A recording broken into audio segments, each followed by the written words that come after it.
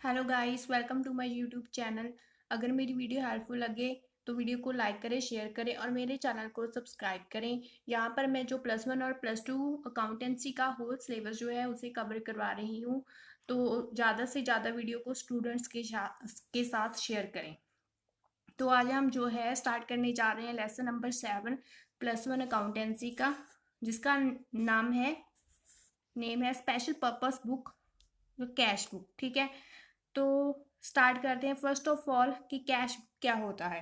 Cash book क्या होता है कि जैसे हमें पता है कि जो कैश होता है इम्पॉर्टेंट रोल प्ले करता है किसी भी बिजनेस ऑर्गेनाइजेशन में। ठीक है, तो जो व्यापारी होते हैं वो अपने बिजनेस की फाइनेंशियल पोजीशन को जानने के लिए काफ़ी ज़्यादा उत्सुक होते हैं। तो इसके लिए वो क्या करते हैं, एक स्पेशल जो बुक होती है जिसे क्या बोलते हैं, कैश बुक, जिसमें वो क्या रिकॉर्ड करते हैं, कैश रिगार्डिंग जितनी भी ट्रांजैक्शंस होती है उन्हें स्पेशल पर्पस जो बुक कैश बुक होती है उनमें रिकॉर्ड किया जाता है, जिससे कि वो अपने बिजनेस की फाइनेंशियल पोजीशन के बारे में पता लगा सके। ठीक है, तो और इसमें क्या होता है, इसमें 2 साइड्स होती हैं। आगे हम परफॉर्मा करेंगे, मैं जस्ट ऐसे ही बता देती हूँ थोड़ा सा। ठीक है, तो इसमें 2 साइड्स होती है, डेबिट साइड और क्रेडिट साइड। तो डेबिट साइड और जो भी रिसीप्ट्स हम in form of cash transactions में जो भी रिसीप्ट्स होती है उन्हें रिकॉर्ड किया जाता है, और क्रेडिट साइड जो है सभी पेमेंट्स को रिकॉर्ड किया जाता है। ठीक है, तो चलिए यहाँ पे एक डेफिनेशन लिखी हुई है मैंने, एंड्रयू मुनरो के according cash book is used for recording the receipts and payments of money in coins, notes, cheques, postal orders, bank draft extra. तो कैश बुक किसके लिए यूज की जाती है, सभी रिसीप्ट्स एंड पेमेंट्स को रिकॉर्ड करने के लिए in the form of money, इनकी इन मतलब जो भी coins, notes, cheques, postal orders है, ये किसी भी फॉर्म में हो सकती है। ठीक है, तो इन सभी ट्रांजैक्शंस को कैश बुक में रिकॉर्ड किया जाता है। ओके, तो नेक्स्ट है हमारे पास फीचर्स ऑफ कैश बुक। तो इसके क्या फीचर्स है, फर्स्ट है कि हमें जैसे हमने पढ़ा ही है कि records only cash and bank transaction. तो इसमें जो है कैश या money in the form of money, जो ऊपर वाले सभी जो बताए कंसेप्ट उनको रिकॉर्ड किया जाता है या बैंक ट्रांजेक्शन्स को। ठीक है, तो सेकंड पॉइंट है transactions are recorded in the chronological order. तो क्रोनोलॉजिकल ऑर्डर क्या होता है कि जैसे मतलब कोई भी ट्रांजैक्शन, कैश ट्रांजैक्शन अराइज होती है तभी उसे क्या रिकॉर्ड कर लिया जाता है उसी टाइम पर, जैसे जिस डेट को वो अराइज हुई उसी डेट को उसे रिकॉर्ड किया जाता है, तो उसे क्या बोलते हैं, क्रोनोलॉजिकल ऑर्डर। ठीक है, तो नेक्स्ट है cash column can not have credit balance. कि मतलब जो कैश कॉलम मतलब जो कैश बुक होती है उसका जो क्रेडिट बैलेंस मतलब जो क्रेडिट बैलेंस नहीं हो सकता। कैसे कि मतलब जो भी कैश बुक का क्रेडिट बैलेंस नहीं होगा कभी भी। ठीक है, इसका क्या मतलब है कि इसकी जो क्रेडिट साइड है वो कभी भी डेबिट साइड से ज़्यादा नहीं होगी। क्यों? क्योंकि कोई भी ऑर्गेनाइजेशन है जो जितना उसके पास होता है वो उतना ही पे करती है, उससे ज़्यादा नहीं। ठीक है, तो इसलिए क्या है कि पेमेंट साइड मतलब जो उसकी क्रेडिट साइड है, पेमेंट साइड है, वो कभी भी डेबिट साइड से ज़्यादा उसका बैलेंस है जो नहीं आएगा। तो यहाँ इसका बैलेंस होगा जब डेबिट बैलेंस होगा, ठीक है, जहाँ जीरो बैलेंस होगा, तो कभी भी क्रेडिट बैलेंस नहीं होगा। तो इसका यही मतलब है। ओके, तो नेक्स्ट है सिमिलर टू लेजर। तो हमें पता ही है कि इसका जो परफॉर्मा है वो लेजर की तरह ही, आगे हम परफॉर्मा देखेंगे तो लेजर की तरह सेम ही है। जैसे हमने पिछला चैप्टर किया ना लेजर, तो उसके रिगार्डिंग ही इसका परफॉर्मा है, और उसी बेसिस पर इसमें जो ट्रांजेक्शन है रिकॉर्ड की जाती है डेबिट और क्रेडिट साइड। तो इसलिए यह लेजर की तरह सेम ही है। तो नेक्स्ट है subsidiary book as well as principal book. तो कैश बुक क्या है, सब्सिडरी बुक भी है और as well as principal book भी है। वो कैसे कि जैसे मतलब जो सब्सिडरी बुक्स होती है, आगे हम नेक्स्ट चैप्टर करेंगे उसके रिगार्डिंग, सब्सिडरी बुक्स के रिगार्डिंग। ठीक है, तो जैसे मैं थोड़ा बहुत बता देती हूँ कि क्या होता है। सब्सिडरी बुक्स क्या होती हैं, जैसे सेल्स बुक हो गया, परचेज बुक हो गया।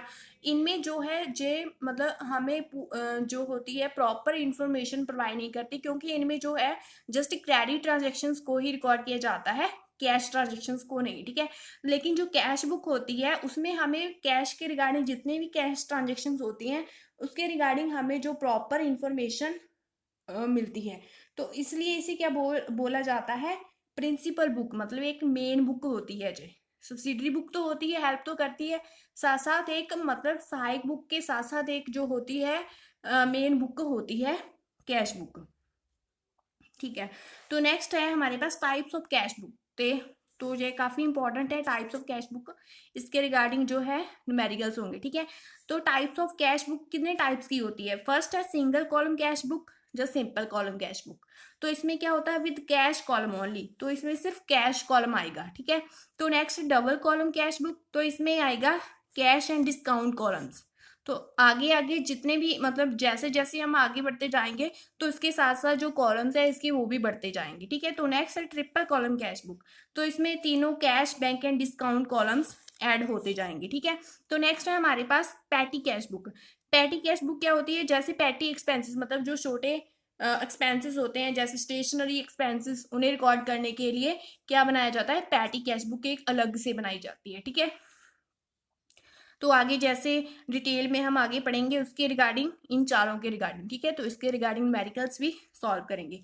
तो आज हम करेंगे सिंगल कॉलम कैश बुक। ठीक है, तो सिंगल कॉलम कैश बुक का परफॉर्मा देख लेते हैं, जस्ट लेजर की तरह ही है। ठीक है, जैसे हो गया debit side, date particulars ledger folio amount, date particulars ledger folio amount, और ये होगी क्रेडिट साइड। ठीक है, तो बिल्कुल लेजर की तरह ही है सिंपल कॉलम या सिंगल कॉलम कैश बुक का परफॉर्मा। तो इसमें हमने जस्ट क्या करना है, कैश के रिगार्डिंग मतलब जो भी ट्रांजेक्शन है कैश के रिगार्डिंग वही हमें इसमें डालनी है। ठीक है, तो आगे न्यूमेरिकल करते हैं तो आपको अच्छे से समझाएगा। ठीक है, तो चलिए प्रॉब्लम देख लेते हैं। Enter the following transactions in simple cash book for December 2019, तो विदाउट जीएसटी है। ओके, तो कैश इन हैंड दिया है हमें, pay to Sonu purchased goods, received cash from Prakash, cash sales, pay to S Kumar, paid rent. तो जनरल एंट्रीज के regarding हम जो है ट्रांजेक्शन्स करेंगे, जहाँ हमें पता है कि डेबिट साइड क्या आएगा, रिसीप्ट आएंगी, और क्रेडिट साइड्स पेमेंट्स। हमने जो भी रिसीप्ट की वो आएगी डेबिट साइड, और जो हमने पेमेंट की वो आएगी क्रेडिट साइड। ठीक है, तो चलिए फर्स्ट ऑफ ऑल स्टार्ट करते हैं। स्टार्ट किससे करते हैं, जो कैश इन हैंड दिया होता है इसका बैलेंस जो दिया होता है उससे स्टार्ट करते हैं। ठीक है, तो जो बैलेंस होता है वो कहाँ आता है, डेबिट साइड, मतलब जो हमारे पास जितना कैश का बैलेंस होता है।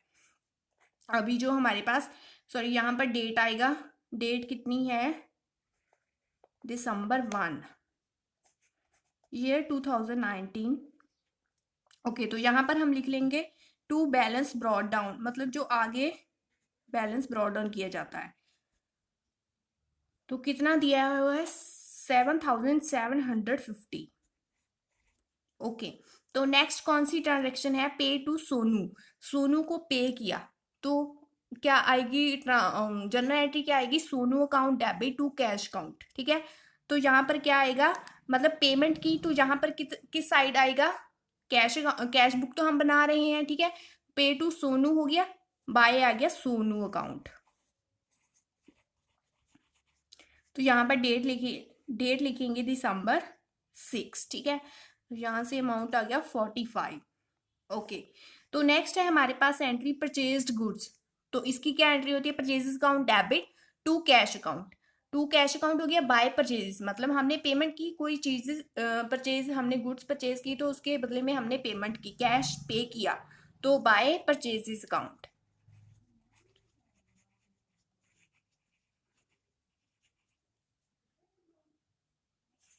600।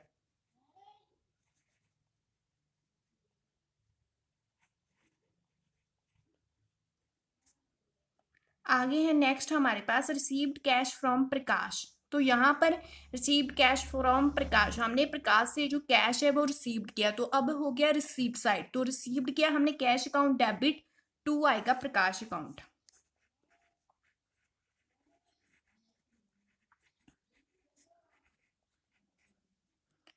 कितना है, 960। तो यहाँ पर डेट जरूर लिखना। ठीक है, 15 दिसंबर। ओके, तो नेक्स्ट है कैश सेल्स। तो इसकी क्या एंट्री आएगी, मतलब हमने कुछ चीजें जो बेची, तो हमारे पास क्या है, कैश, तो हमने रिसीव किया, cash account debit to sales account.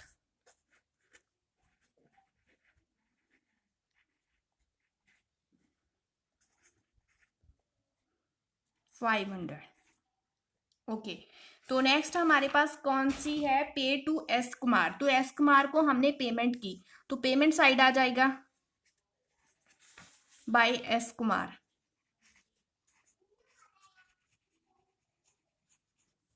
Amount 1200। Okay. तो नेक्स्ट है पेड रेंट। पेड रेंट किया तो पे किया, तो पे सेम आ जाएगा, rent account debit to cash account by rent 30। तो यहाँ पर आ गया 600। ठीक है। तो अब क्या करेंगे, हम यहाँ पर जो है डेबिट और क्रेडिट साइड का टोटल कर लेंगे। तो यहाँ पर हमने डेबिट साइड का टोटल किया तो हमारे पास कितना आया, 9210। तो यहाँ से टोटल करेंगे, जितना भी आया उसे हम माइनस करेंगे डेबिट साइड से, तो हमारे पास बाय बैलेंस सीडी कितना आ जाएगा,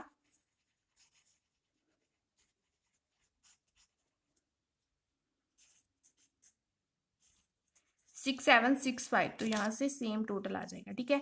तो इस तरह से कैलकुलेट कर लेना है, डेबिट साइड का टोटल करके क्रेडिट साइड को माइनस कर देना है जितना भी टोटल आएगा इसका। ठीक है। तो यही है कि मतलब यही बोला था कि जहां पर जो क्रेडिट साइड है वो डेबिट साइड से ज्यादा नहीं होगी। ठीक है। कि मतलब उसका जो बैलेंस है वो कम ही होगा डेबिट साइड से। ओके। तो इजी था, मतलब आपको यह रखना है कि डेबिट और रिसीव्स पेमेंट्स जैसे भी एंट्रीज होगी उसके रिगार्डिंग डालते जाना। ठीक है। तो आई होप कि आपको समझ में आया होगा। Thank you so much.